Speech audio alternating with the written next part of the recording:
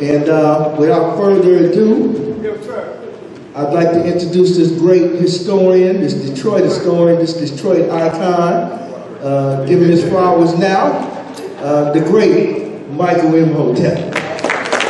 All right, thank you. I didn't expect an introduction like that from Brother Omar. All right, thank you. All right, they're getting the podium set up for me. All right, Abaragani. All right, Abaragani. All right, so look, I have, this is a tight 30-minute presentation. So, you know I can do 3-4 hour presentations. This is not one of those. So this one here, and they have it, good brother, Brother Ben back there, has my presentation up on the screen. All right, so this is Kwanzaa, Kujichagulia, self-determination to repair the damage from a legacy of slavery and racism, okay? Advance forward because more information comes up, Brother Ben. All right, now, so this presentation is going to build upon the presentation that I did last year for Malcolm X grassroots movement for Kujichagulia. And thanks to Sister Shoshana and Brother Bomani, Brother Kemba, and everybody else for organizing this event, okay? You can get, go for it because 2 more things come up. At the African History Network, we focus on educating, empowering, and inspiring people of African descent throughout the diaspora and around the world, because right now it corrects wrong behavior. What you do for yourself, what you do to yourself, and what you allow other people to do to you and get away with is based upon what you think about yourself. What you think about yourself is based upon what you have been taught about yourself. What you've been taught about yourself is based upon everything you've read, seen, and heard about yourself. All right, you can contact me at AfricanHistoryNetwork.com, and my vendor table is back here as well. All right, okay, let's go to the next slide, Brother Ben. And I've been on Roland Martin Unfiltered for 3 years now, started October 2020. I kick butt every Friday. I've had to get on Roland a couple of times, and he backed up off me, so now we're cool. I just guest hosted Friday, December 15th. If you missed that, go watch that show. I'll be on tomorrow. We're going to have our year-end wrap-up show. I still do the African History Network show Sundays, 9 p.m. to 11 p.m. Eastern Standard Time. 9/10 flipping their format to white supremacist radio does not stop me, because I have my show before I even started on 9/10. So it's okay with me. I have 1 million followers on my Facebook fan page, the African History Network, so they didn't stop anything. This is why you got to own your own stuff, okay? I'm cleaning it up because we're in church, but that's why you got to own your own stuff, all right? Now, anytime I speak, I know I may say some things that are outside the circumference of some people's awareness, and I learned this from one of my teachers, Dr. Ray Higgins of the African Village. The space inside, I usually say something like this: the space inside this circle represents my realm of knowledge. Everything that I think I know about whatever I think I know is represented within the circumference of this circle. I must keep in mind that there are still things to know that exist outside the circumference of my own awareness. So just because you know everything that you know about what you know does not mean you know everything there is to know about what you know. There's still things that exist outside the circumference of your own awareness. Okay, now, very briefly, usually I go deep into the history of Kujichagulia, but I got 3 important topics to deal with in this tight presentation. So you've seen that presentation before, so we're going to skip over some of that, okay? Second principle of Kwanzaa, second principle of Usaba Kujichagulia, to define ourselves, name ourselves, create for ourselves, and speak for ourselves. Now, as Dr. Wade Nobles correctly taught us, power is the ability to define and shape reality and have other people accept your definition of reality as if it were their own. Next slide. So this is Dr. Maulana Karenga, and we know that Kwanzaa was created in 1966 by Dr. Maulana Karenga and members of Organization US. I talked to Dr. Linda Jeffries to verify that history, who's one of my teachers. That information is also on Organization US on their website as well. Okay, next slide. Now, Kwanzaa is not a religious holiday. Kwanzaa is a Pan-African cultural holiday, Pan-African, African-American cultural holiday that focuses on FCC, Family, Community, and Culture. Family, Community, and Culture, celebrated December 26th through January the 1st. And the name Kwanzaa comes from the Kiswahili phrase, Matunda ya Kwanzaa. And the word Kwanzaa is a Bantu word, just like the word Wakanda. Wakanda is a real word. We find that in the Kikongo language. Wakanda is Bantu, just like Kwanzaa is Bantu as well. For more information, visit the website, officialkwanzaawebsite.com, officialkwanzaawebsite.com. Next slide. Okay, now, Also, for more information, for introductory information on Pan-Africanism, I recommend Pan-Africanism for Beginners by Sid LaMail. It's not the only introduction, but it's a good one. I read that back in college, in the early 90s, Wayne State University. Pan-Africanism is an ideology that African people around the world and throughout the diaspora should be united. It deals with social, cultural, political, economic, material, and spiritual aspects. It doesn't matter who your colonizer was or who your colonizer is, because sometimes we get caught up and think one colonizer was better than the other. I think we're better than other people who were colonized by somebody else. No, they're all colonizers. This is what I was explaining when Queen Elizabeth II died. I said, and don't take this the wrong way, but when Meghan Markle married Prince Harry in 2018, and black people were sitting up there crying, talking about how beautiful the wedding was, I said, she married into a family of colonizers. I'm not calling them colonizers because they're white, I'm calling them colonizers because 100 years ago, England controlled 1/5 of the world population. 1/5 of the world population was colonized by England. She married into a family of colonizers. Right. All right, now let's continue. What we're gonna do, let's see. Okay, go to the next slide, brother. And what I want to do is go to the slide after this one right here. Next slide. What are first fruit celebrations? Now, Kwanzaa is based upon traditional African first fruit harvest celebrations that were practiced in different African cultures, okay, throughout history. We can also find first fruit celebrations in large African empires like amongst the Zulu or Amazulu in South Africa, in Southeastern Africa like the Matabele, the Thonga, and Levelu. Kwanzaa builds on the 5 fundamental activities of continental African first fruit celebrations: ingathering, reverence, commemoration, recommitment, and celebration.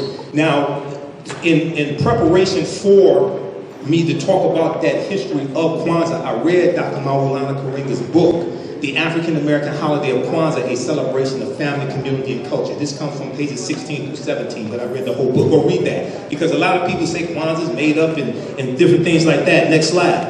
But all these holidays are made up. This is why I explain to people, all these European holidays are made up. I studied the history of all of them.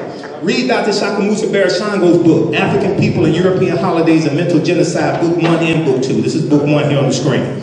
Okay, next slide. Now, 3 main topics I want to deal with in this very tight, short presentation. And then you can come see me after the presentation at my vendor table out there, because I have a lot of information for you. One, last year for Kwanzaa, second day of Kwanzaa, I talked about the California Reparations Task Force study, their 500-page initial study. And I said when the final report comes out, I'll talk about that. The final report came out June 29th, 2023. It's a little more than 1,000 pages. They make over 115 policy recommendations. So I just want to give you a little introduction to that. Secondly, this past summer, when we celebrated Juneteenth, I talked about how we had to use Juneteenth as a tool to educate America on a history that people are passing laws to suppress the teaching of that history in schools. Okay? And the history of Juneteenth is directly related to repairing the damage of a legacy of slavery, racism, Jim Crow, segregation, etc., what some people call collectively reparations. Third, what's been going on in Florida with the attack on African American history in Florida and Governor Ron DeSantis, okay? And what's happened recently is that African American churches have started teaching black history in the churches as a result of the Florida Department of Education and Governor Ron DeSantis. I just did a broadcast December 17th breaking this down. So these are just 3 quick topics that I want to deal with today. Okay, now, go to the next slide, brother. Okay, good. This right here. Assessing the damage that was done that needs repairing. Now, I read the executive summary of the 500-page initial report, and it was deep. This one here, this 1,000-page report, this is the most in-depth analysis and study of African Americans probably since the 1968 Kerner Commission report. All right, now, as I explained to people, as a historian, as I explained to people, before you can make recommendations for repairing the damage of a legacy of slavery, Jim Crow, segregation, racism, redlining, housing discrimination, etc., we first have to understand who African people were and what African people had before we were put into an institution that largely stripped us of our history, culture, language, spiritual systems, folklore, names, family ties, identity, culture, etc. If you start your analysis in slavery, you're already a few hundred or maybe some thousand years too late. You got to go before that. Because to repair, the root concept of reparations means to repair, to restore you to a state you were in before the damage was done, to make you whole again.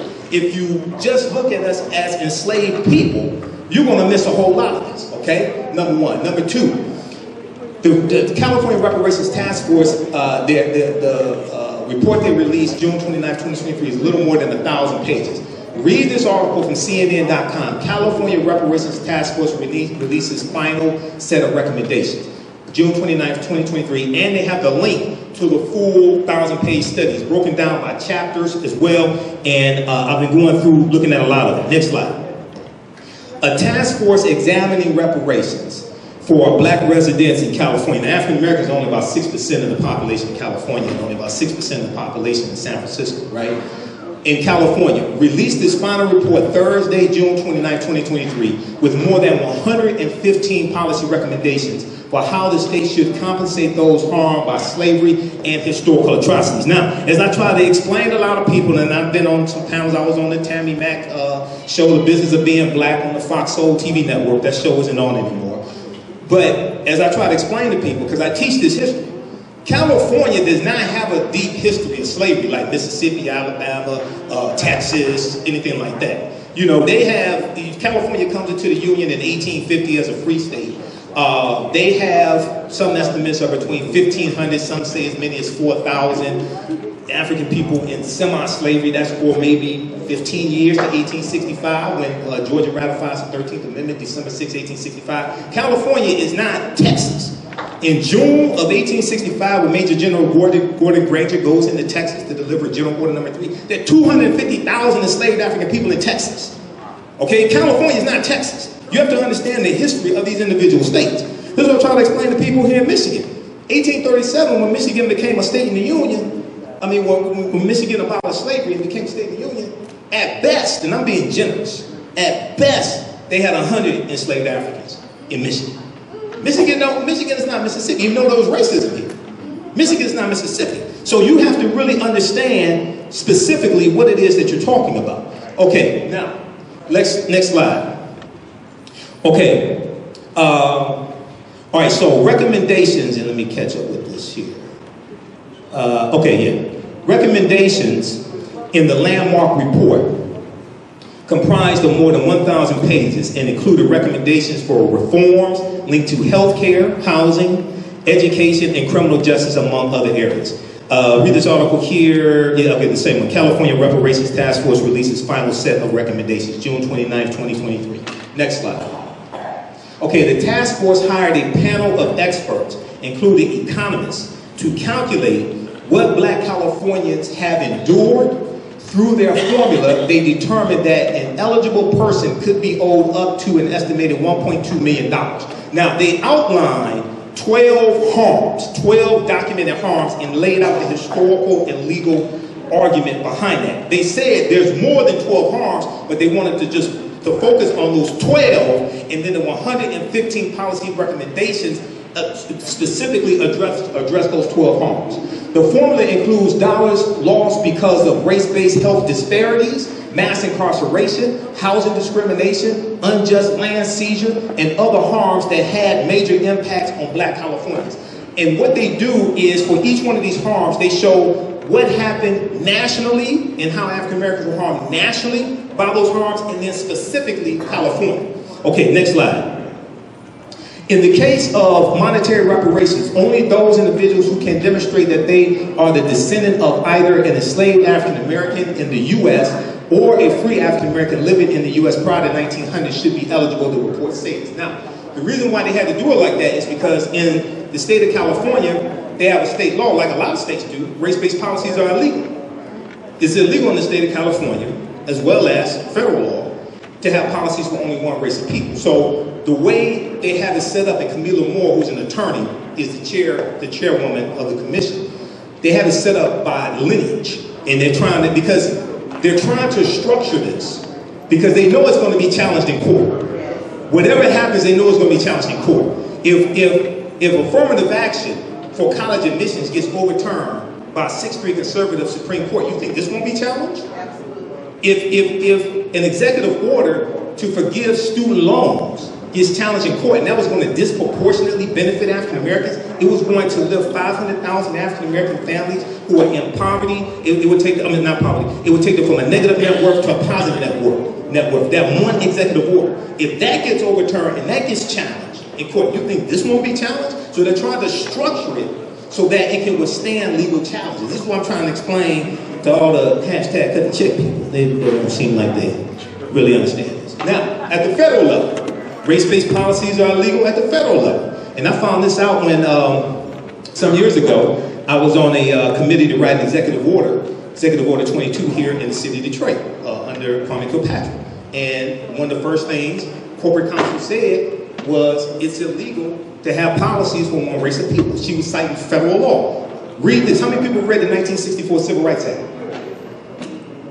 If you haven't read it, go read it tonight along with the U.S. Constitution. If you read those two, there's a whole lot of stuff you'll start really understanding. All this is based upon law. Title VI, Section 601, non-discrimination in federally assisted programs. This is from the 1964 Civil Rights Act. It says, no person in the United States shall, on the ground of race, color, or national origin, be excluded from participation in, be denied the benefits of, or be subjected to discrimination under any program or activity receiving federal financial assistance. You can go to archives.gov, U.S. National Archives, read it yourself. Proper documentation ends all conversation. You don't believe me, go read it yourself. Because the reason why that was put in there is because we were being discriminated against by policies. Now, you can write policies that disproportionately, positively impact African Americans, but it's illegal to write policies only for one race of people. So you have to understand how to get around it. So as I explained to people, who studied the history of slavery in this country? Raise your hand. Who studied the history of slavery in this country? Usually I ask Bobby Gibson this question, but he's not here tonight. Sister Nita, why do most slaves who run away at nighttime and not in the daytime? Who wants to tackle that complex question? We didn't have PhDs, but we weren't stupid. Okay? We knew we had a much better chance to stay gone if we ran at nighttime because it'd be harder for them to see us in their sleep, things of this nature, right? All right, let's continue here. Let's go to, we're going to go to the next slide, policy recommendations. I just want, they made over 115 policy recommendations. I just want to show you a few for the sake of time. Just so you, has anybody read, this is a 74-page executive summary. Has anybody read the executive summary for the final report? Anybody read the executive summary for the first report? The first report, the executive summary was 28 pages. If you read these, it would totally blow you away, and it details the history. It talks about how history and laws have been used against African Americans. And as I explain to people, everything they do to us, they use the law to do it. And then when they get caught breaking the law, they go hire an attorney at law to defend them in the court of law. So the common denominator is law. We need to understand the law better than they understand the law. And I teach this in a whole concept that I created called political self-defense. All right, now, if we look at this quickly here, go back, brother. I didn't get to that yet, I was talking. All right, policy recommendations. 1, require payment, this is not in any order of importance. Require payment of fair market value for labor provided by incarcerated persons. We know that privatized prisons have already been outlawed in the state of California. It passed, the state legislature and Governor Gavin Newsom signed it into law, I think it was like 2019, okay? So that's already been outlawed, they're privatized prisons. But it's not only in privatized prisons where forced labor will take place. Number 2, fund community-driven solutions to decrease community violence at the family, school, and neighborhood levels in African American communities. 3, establish and fund community wellness centers in African American communities. One of the things they deal with is the psychological damage that racial terror has had on African Americans, not just in California, but across the country. Next slide. Next slide is eliminate legal protections for police officers who violate civil or constitutional rights. And they talk about qualified immunity, okay? All right, next slide. They have a whole section on addressing the racial wealth gap, okay? This is just a snapshot of what they lay out here. Wealth is what you own minus what you owe. And this is the key to economic security. It is what enables families to build a better future. Wealth functions in many ways. It provides economic stability during lean times, like during economic recessions. It opens doors to improving quality of life. It is a dam against the food waters of economic catastrophes. It provides access to political power, and it allows us to live and retire with dignity. Next slide. Okay, now, if we just look here, this comes from page 650. Establish and fund community wellness centers in African American communities. As discussed in chapter 3, throughout the history of the United States, racial terror has played a critical role in reinforcing and perpetuating the badges and incidents of slavery. Enslavement was followed by decades of violence and intimidation intended to subordinate formerly enslaved African people and their descendants across the United States. Racial terror, especially lynching and the threat of lynching, pervaded every aspect of African American life during and after slavery. Quote, California is no exception. The state, its local governments, and its people have played a significant role in enabling racial terror and allowing its legacy to persist here in California. Okay, next slide. Okay, now I'm going to fast forward through some of this here. Because this comes up on the 12 harms. I want to show you the 12 harms here in just a second. But let's look at this. California's unprecedented reparations report details 150 years of anti-black harm. So the report offers a comprehensive look at the impacts of enslavement and generations of discrimination on black Californians and black Americans more broadly. It finds that the damage to black communities is extensive and that a variety of intentionally crafted policy, this deals with laws, intentionally crafted policy, judicial decisions, law cases, court cases, and racism by private actors has created a widespread exclusion of black people that has not been sufficiently addressed at any level of government. Okay, next slide. Okay, we're going to go to, let's see here. I want to go to, let's go to the next slide. It says California report highlights a history of moral and legal wrongs. Okay, right here. This deals with the preliminary report, okay? The 500-page preliminary report.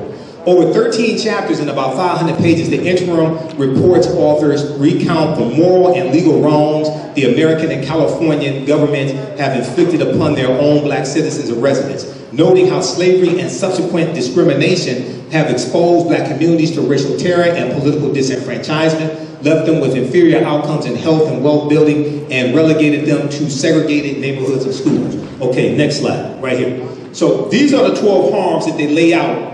Then they deal with the history of that, and then they make recommendations to address these harms, okay? Number 1, enslavement. Number 2, racial terror. 3, political disenfranchisement. 4, housing segregation. 5, separate and unequal education. 6, racism in environmental and infrastructure. Like when you had the U.S. Interstate Highway Acts in 1952 and 1956, that drove 41,000 miles of interstate highways all across the country. They ran through 1,600 African-American communities, wiping out homes, going through Black Bottom, going through the Fremont District in San Francisco, and also in the 1970s, going through what was left of Black Wall Street in Tulsa, Oklahoma. They're talking about things like that. 7, pathologizing the black family. 8, control over creative, cultural, and intellectual life. Next slide.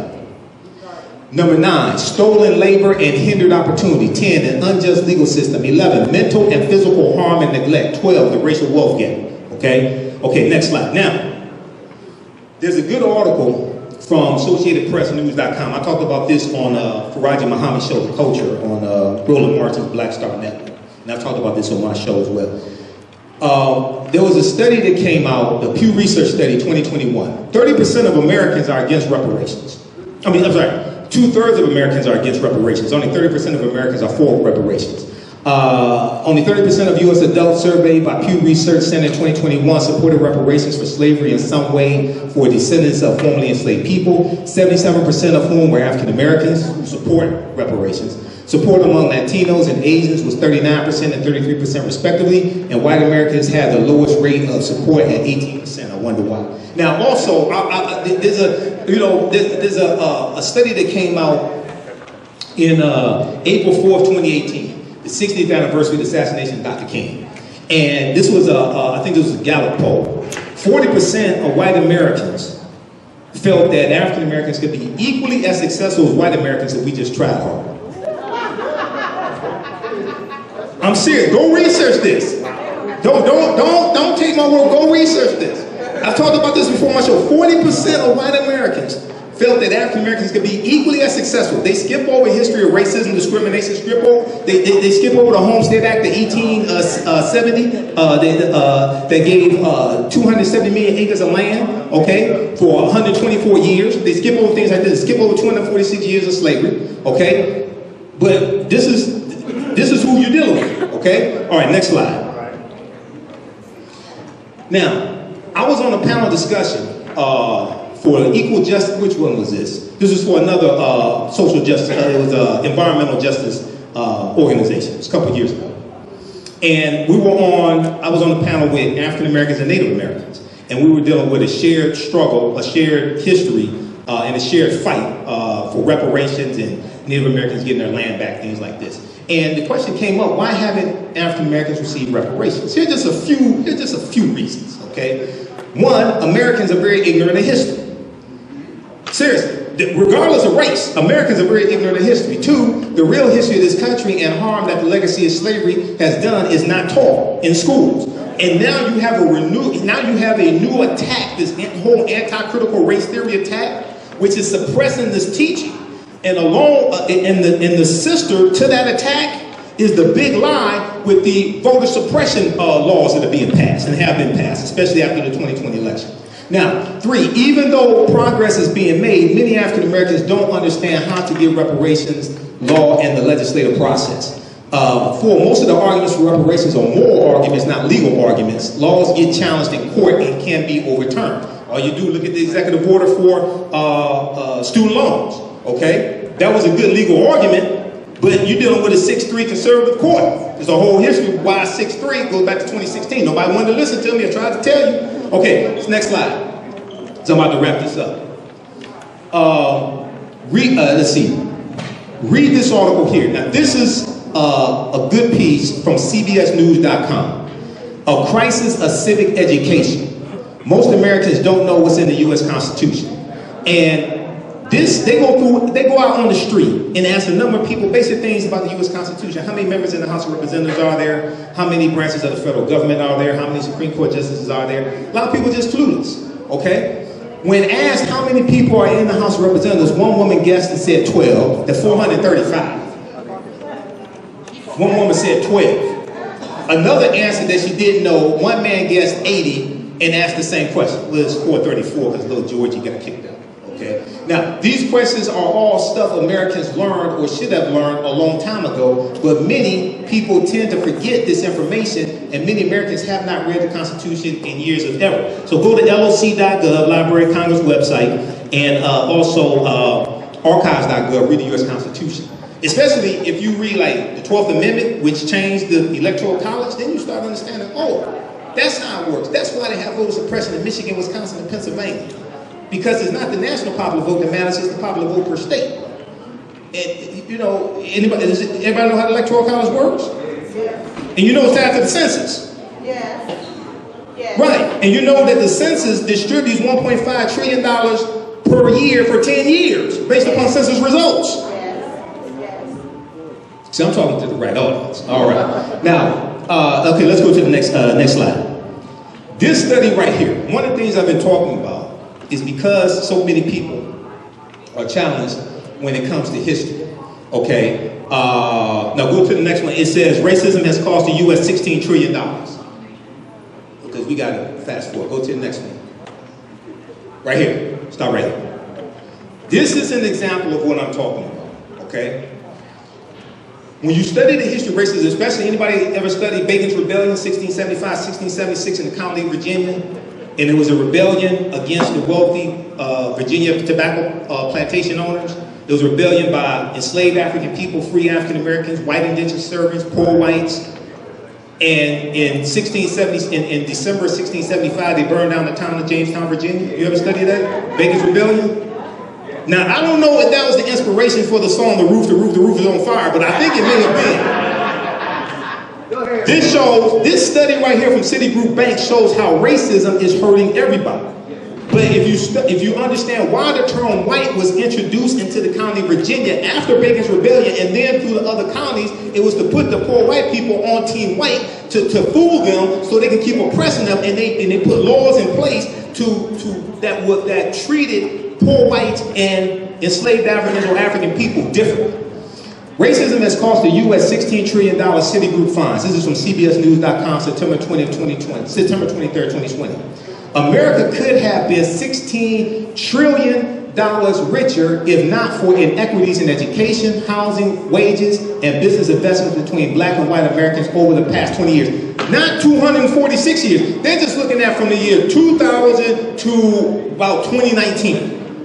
They're just looking at that, okay? New research concludes. The study released this week by Citigroup Bank is the latest in a body of research that attempts to quantify the economic impact of systemic racism that all these people run around saying doesn't exist, including Negroes. Saying it don't exist. Oh, really? Okay. Let's see who you married to.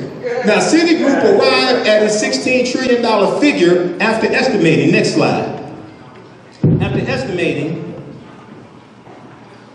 okay, black workers have lost $113 billion in potential wages over the past 2 decades because they couldn't get a college degree. 2, the housing market lost $218 billion in sales because African American applicants could not get home loans. And then also, if you saw the report from CNN about the discrimination coming from U.S. Navy, I think U.S. Navy Credit Union, when it came to applications for home loans going to African Americans, research that one. 3, about $13 trillion in business revenue never flowed into the economy because black entrepreneurs couldn't access bank loans. Now, what this shows is how racism is hurting everybody, even though we get the brunt of it. It's documented how racism hurts everybody. Now, then it goes on to say this. What's more, the U.S. could have $5 trillion in gross domestic product over the next 5 years if those gaps and others were closed today, the study indicated. The gaps are talking about our laws and policies. All right? Okay, now, go to the Juneteenth slide very quickly because I'm about to wrap up. Go to the Juneteenth slide. Juneteenth as a tool to educate America about history being suppressed. Okay, some of this I just got to skip over. When I teach about the history of Juneteenth, Juneteenth can be used as a powerful weapon to educate America on a history that is being suppressed in many schools. I talk about 4 elements: health, history, economics, law, and politics. All of our Juneteenth celebrations. Juneteenth is not black folks' Independence Day. It's not a day to get off work and get drunk and eat ribs and things like this. We got to have some teaching and learning going on. We have to use this as a weapon, okay? Deal with the history of African Americans, understand economic empowerment, understand how laws and policies impact us, and understand that politics is the legal distribution of scarce wealth, power, and resources, and the writing of laws, statutes, ordinances, amendments, and treaties, their adoption, interpretation, and enforcement. Next slide, which is the last slide. Next slide, come on, right there. I did this broadcast December 27, 2023. In response to Governor Ron DeSantis, the Florida Department of Education, them attacking the social studies standards and putting out nonsense like slaves benefited from skills that they learned during slavery. We came from highly sophisticated civilizations. We were already skilled before we were put into an institution of slavery. We did not have to be kidnapped and put into an institution of slavery and put into an apprenticeship program to learn skills. Okay? So now you have there's an organization called Faith in Florida. They put together an 11-module study guide, which consists of numerous books and videos and things like this. And hundreds of African American churches in Florida are now teaching black history to fight against Ron DeSantis and the Florida Department of Education. Now, I've been saying this is something that needs to happen. We should have already been doing this. I know some churches do, but on a wide scale, we should have already been doing this. But not just churches, fraternal organizations, sororities, the Masons, Eastern Stars, all types of community organizations, okay? So check out my website, and you can listen to everybody, exactly. But at the same time, as Dr. Carter G. Woodson correctly stated, he said the history of African Americans has to be taught in every school across the country, not just for us. Because the way you treat a people is based upon what you've been taught about a people. What you've been taught about a people is based upon what you've read, heard, and seen about a people. So when you get people who are going to be future doctors, attorneys, police officers, judges, politicians, etc., who are largely ignorant of your history, and a lot of what they know is negative. When they come in contact with somebody that's representative of that group, they're going to operate based upon how they've been programmed. Okay? All right, next slide. Okay, now, I'm going to wrap up here. Come see me at my booth back there. We have a special Kwanzaa bundle pack. You get my 2 online history classes, Ancient Kemet, the Moors, and the Maafa, Understanding the Transatlantic Slave Trade, what they didn't teach you in school, and my new class, Black Resistance Movements from the Haitian Revolution, U.S. Civil War, Civil Rights Movement, Black Power Movement, 1800 to 1968. We have them all on demand. You get that and 15 of my lectures in download format for one price. That's 76% off. And go to the next slide. Yeah, so Ancient Kemet, the Moors, and the Maafa, that is it's actually 12 lessons, about 30 hours. We did with thousands of years of history. And next slide. And what leads up to the transatlantic slave trade taking place. And then, because I had so much information and I get so deep into the history, I realized that we had to specifically focus on the year 1800 through 1968 with the assassination of Dr. King and the election of Richard Nixon. Okay, so this second class gets deep into that, and we go through and look at that history, but we focus on Black resistance movements, how we fought back against white supremacy and racism, all different ways, okay? All right, so I'm gonna wrap it up there. There too, Stephen Biko, one of our great South African freedom fighters, who's portrayed by Denzel Washington in the 1987 movie Cry Freedom. He said, the most potent weapon in the hands of the oppressor is the mind of the oppressed. Next slide. He said, the most potent weapon in the hands of the oppressor is the mind of the oppressed. Last slide. Wakanda forever, Asante Sana, Imhotep. Thanks for your attention. Peace.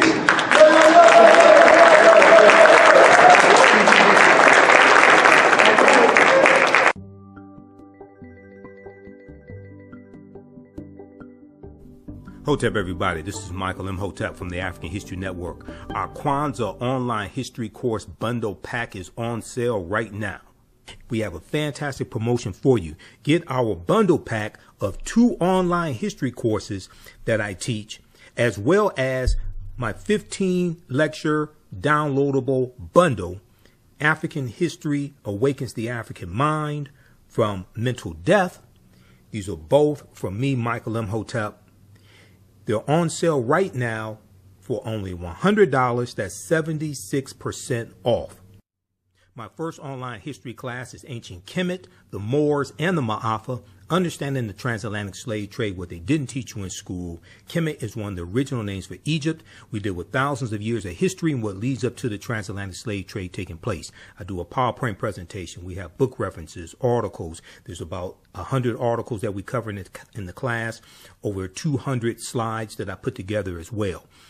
And there are also video clips, including excerpts of interviews I've done with some of our historians and scholars, as well as Runoko Rashidi, Professor James Small, Anthony Browder, Professor Kabahaya Wafa Kamene, and Dr. David Imhotep. In the second class that I teach, it's called Black Resistance Movements from the Haitian Revolution, the U.S. Civil War, Civil Rights Movement, and Black Power Movement, 1800 to 1968. And we dig in deep and look at history chronologically from 1800 to 1968 and look at what leads to the Civil War taking place.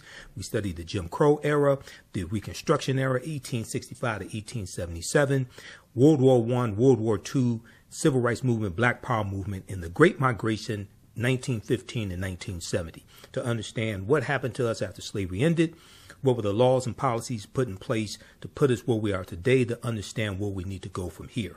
I created both of these classes, created the curriculum, chose the content as well. This sale ends Sunday, January 7th, 2024.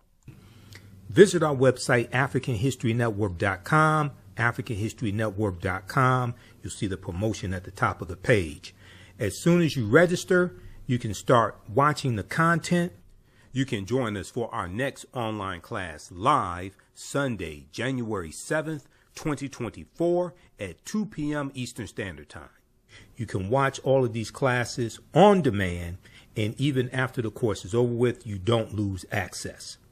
Register right now, order right now, visit our website, AfricanHistoryNetwork.com, AfricanHistoryNetwork.com.